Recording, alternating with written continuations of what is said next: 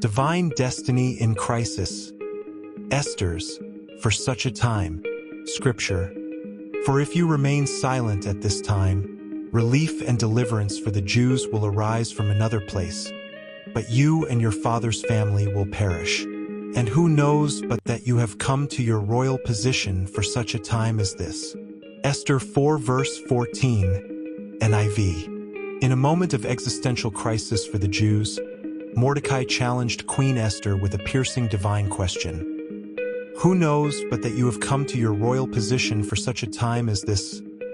Esther 4 verse 14. His words revealed God's sovereign placement of Esther in the palace before the crisis, her responsibility to act despite mortal risk, and God's unwavering faithfulness to deliver his people.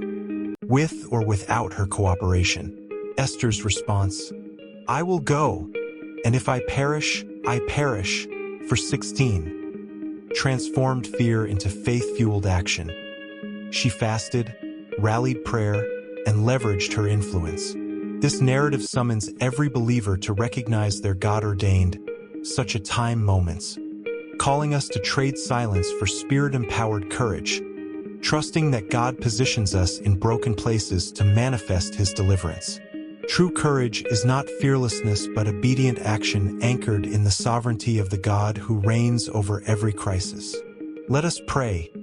Lord, you ordain our steps and place us in moments where courage is required. Forgive us for hiding in fear or silence.